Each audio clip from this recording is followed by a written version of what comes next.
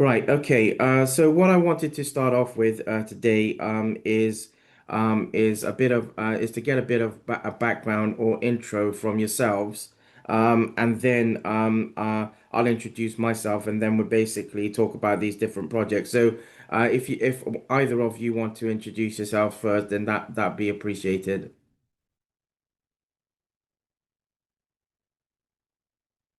I guess I'll start. Yep. Yes.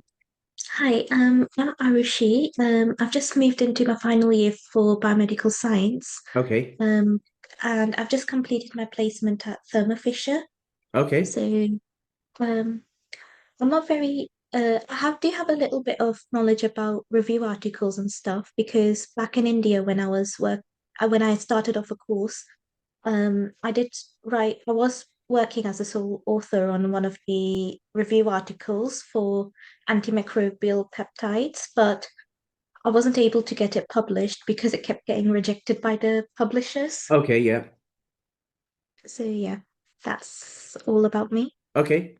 And yourself? My name is Eftihia. I have completed a bachelor degree in biomedical sciences, and now I'm completing my master's degree in biomedical science, Okay. specializing in hematology and blood transfusion. Okay, that's really good. Do you have any experience in writing or doing like writing work in the way that Arushi has described? Yes, I do have experience in writing, not publishing though, Okay, but for my dissertation, and now I'm completing my thesis. okay, okay. Um, yeah, so yeah, So I there's do have. obviously quite a bit of writing involved in that anyway, isn't there? I guess. Yes, yes, a lot, a lot. Okay. So this in this cohort, the idea was to actually look to develop a manuscript, in around a manuscript for peer reviewed and for peer review and publication, hopefully, in around the condition referred to as or known as Crouzon syndrome. In one of the original emails that was sent across, or I think it might have even been on Aula, which is your system through the academic institution. Basically, whereby there was an initial fact sheet which basically breaks down the different aspects of the condition or of Crouzons, and within that, I think there was some history. If you don't have that or you hadn't had access to that, I'm happy to share that again through an email in following this. But in a roundabout sort of way, this is going to be this cohort will look to hopefully do develop a sort of a sort of a review article or a narrative article in on Crouzon syndrome, and the idea is to look to develop this works basically where it will look at a sort of an overview of the condition, and also sort of the also with obviously a the importance of sort of biomedical sciences or laboratory medicine aspects of in and around the condition. So sort of the investigations that would take place in the laboratory from those who would have had who had been diagnosed by frontline clinicians with such with sorry the this particular condition. So the idea is in following is really just basically to develop an article, and in the table, which I'm hoping that you would have had or would have seen, there was something in the lines of where this where this publication or where the article could be put forward for publication. I've abbreviated in the table the actual the abbreviated the actual name of the art of the journal. I haven't said it in full, but basically, in through email communications, I will look to highlight the full name of that particular journal as a potential basis for putting this article forward for peer review and publication once it has been once the article has been finalized. So in also there is a sort of a list, if you like, and I'm just going to refer to this just quickly. There is a list of particular aspects that I would that would be good to cover to have covered in as the in on this article, and each of those of you in this cohort, because I know there should be hopefully six of you in total, at least of those who have expressed intrigue in this particular art in this in developing this article. So what I'd like to see covered, or what would be good to have covered in this, is yes, so basically each person is tasked with looking at aims and objectives and the methodology, the literature, looking at the literature or literature review, where actually each person should actually be involved in looking at the literature or looking at aspects of the literature. And I can share uh, a few papers that can help you get going on that. I'll put that in an email to yourselves as well. And look at sort of the biomedical practices or laboratory medicine practices in around this, and then look at discussion and conclusions. At the same time, each person should look at sort of some of the main points within the article. So like basically 3 or 4 points or 5 points, yeah, on basically what is known about what is known about Crouzons. For example, what the review or the article adds, and then look at the potential impact, and at the same time, when doing that, or when the article or the paper is finalized, it would be good if everyone looks to develop an abstract, and then what I would do or looks to develop you basically one abstract, which is basically about 300 250 or 300 words, basically of the overview of the article, as of the overview of the article, and that abstract or the idea behind that abstract that will be put in to a symposium or a seminar, yeah, for basically that wherein it can be presented. And if it is accepted for presentation in a particular seminar or a symposia, for example, then either one or any one of yourselves who are in this cohort can look to hopefully have the opportunity to present an overview of the work. So that's the basis of what I'm hoping to see, that that everyone has an opportunity around in on developing sort of peer review works around this, around Crouzons.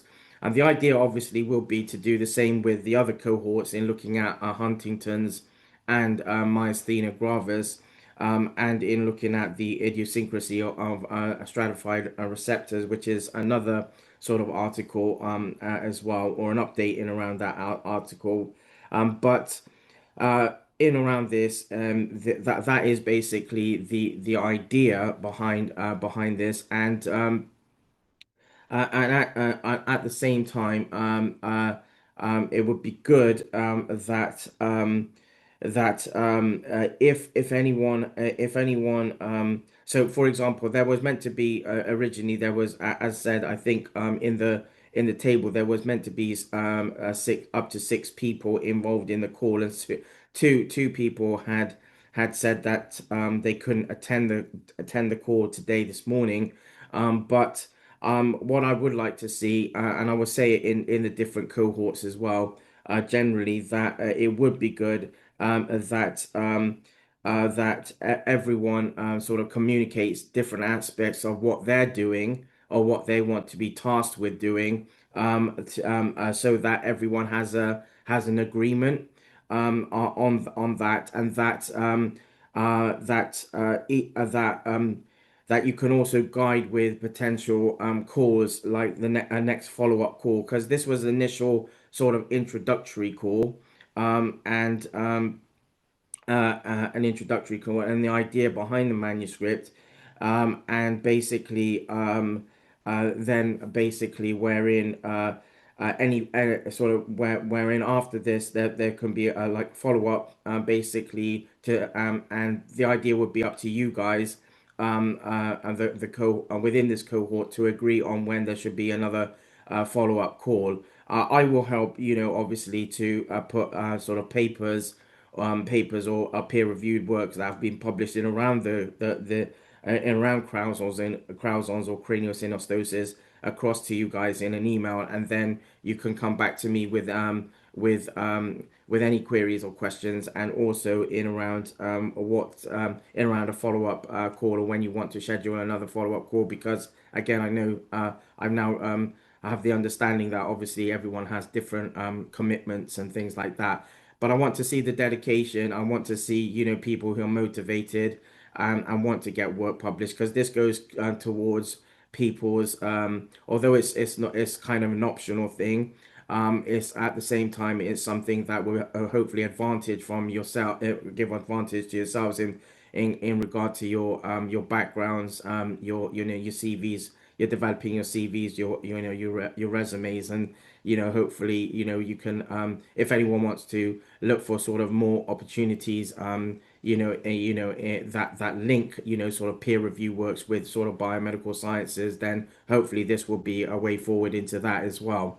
Does that all sound okay to you? Yes, Yes, it does. yes. Okay, great.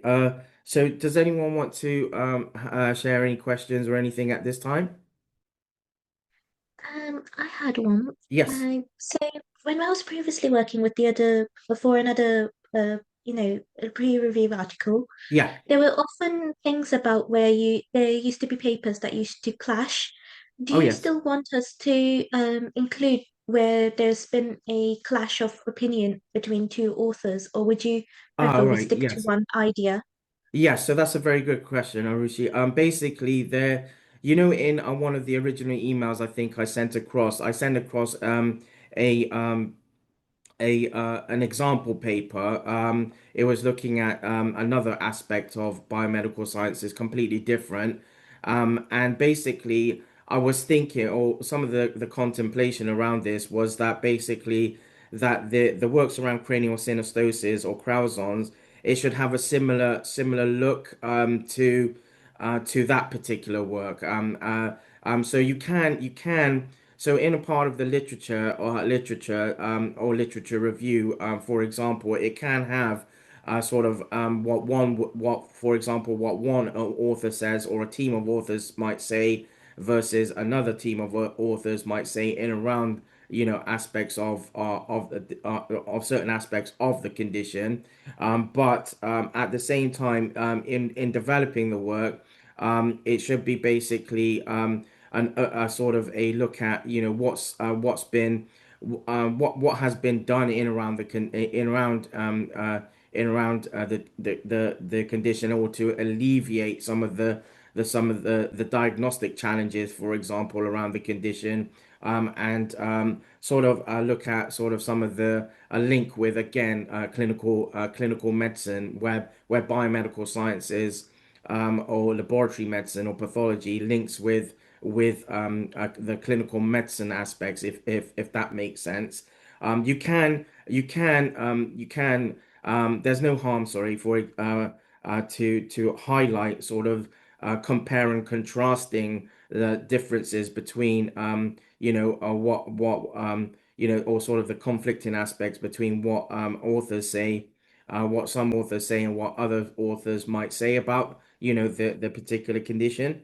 But ultimately, the idea of it is more like again, it should be more like a review, like an sort of almost like an overview or review or a narrative of Crouzon syndrome, and also sort of how although Crouzon syndrome sort of doesn't sort of doesn't it doesn't sort of exist as a condition as it once was, because it was originally diagnosed, sorry, it was originally sort of a condition that was established in the 1900s. So it's kind of a historical condition, but there is some condition. There are some symptomologies around Crouzons that still kind of do exist.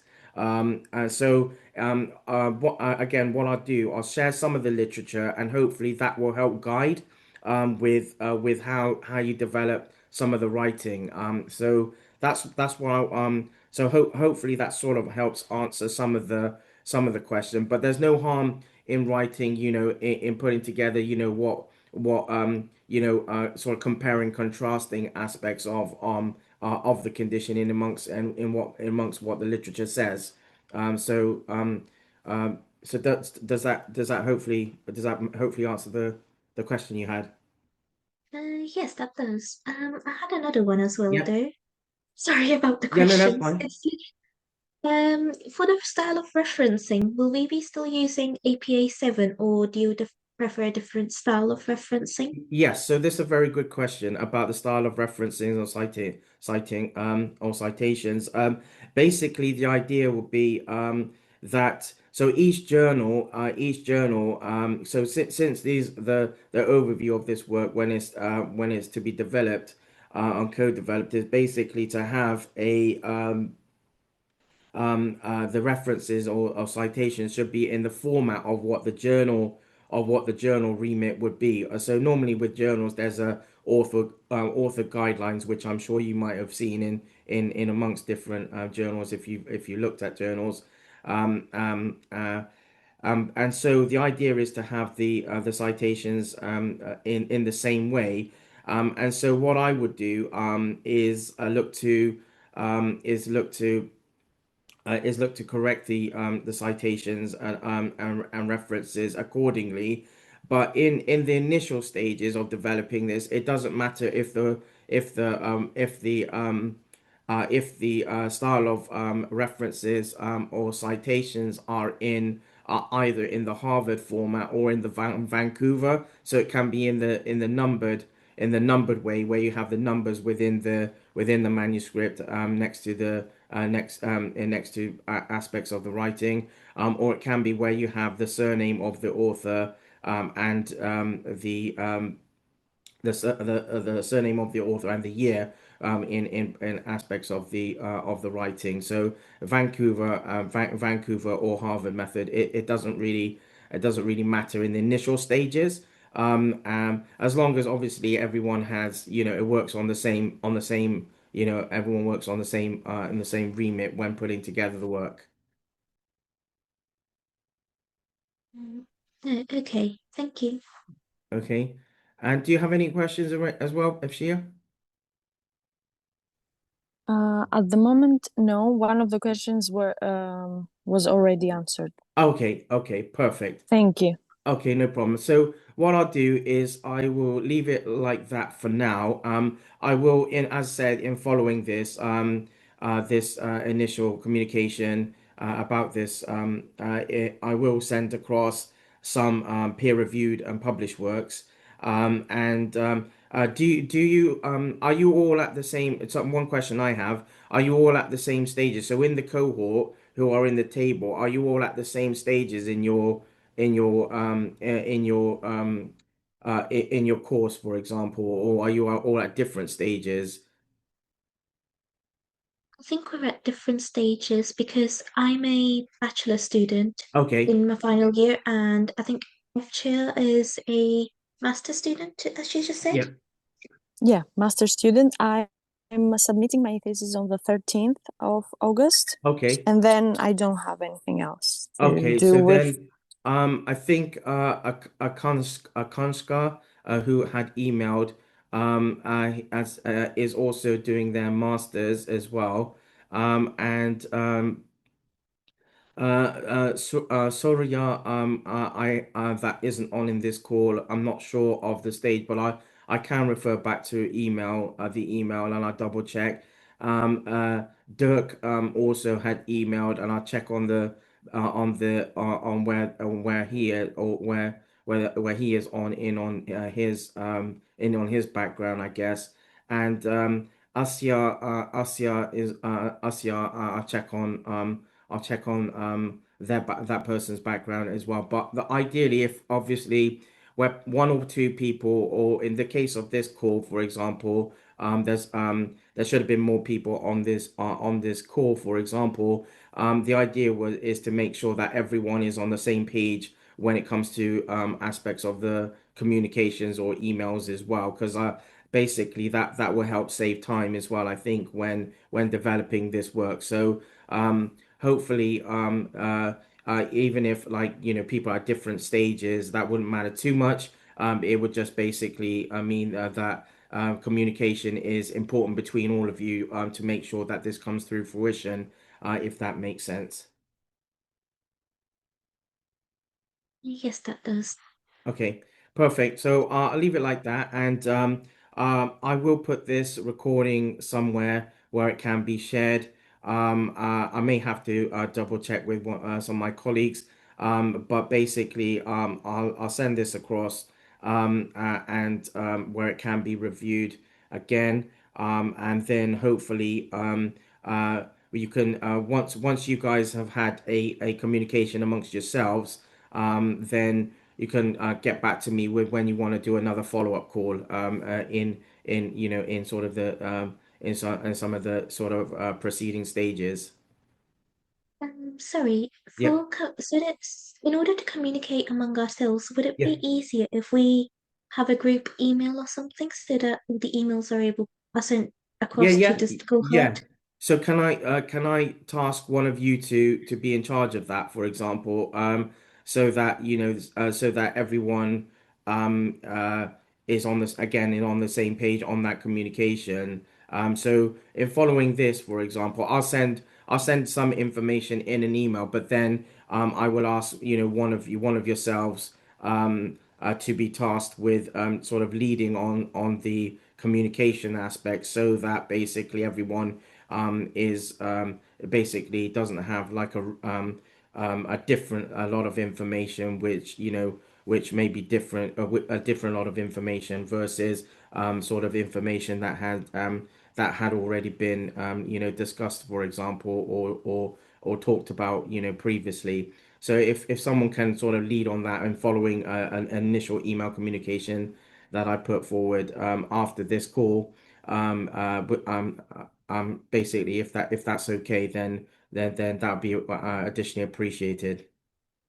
I don't mind Um, doing it. Okay, thank you, Afshia. That'd be brilliant. So I'll leave that with you guys. So I hope that all makes sense initially.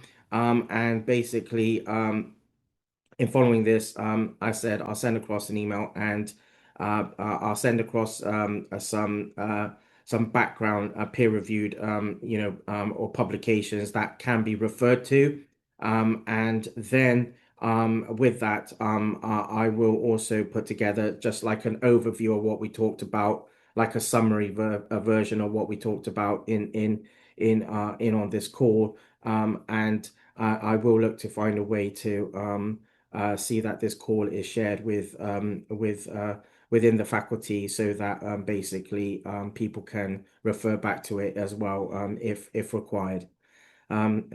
So that's everything. I hope that's okay. And hope it's basically something that you can all, everyone gets motivated by. Because in around this particular condition, it is a particular condition that historically has affected pediatrics, or pediatrics and children or young people historically. So it's an important condition from that basis. And again, some of the symptoms of the conditions still exist today. But obviously, it's a condition that affects, it's sort of a multidisciplinary sort of base condition, wherein frontline healthcare professionals and healthcare healthcare professionals in the laboratory, from laboratory backgrounds, for example, historically would have been sort of working together to ensure that children and young people who would have suffered with this particular condition have had better lives. So yeah, that's everything, and we'll follow up in an email. I'll catch up with you guys again at another time. Thank you. Thank you very Thank much. you Reece. so much. Thank you. Thank you Thank very you. much. Thank you.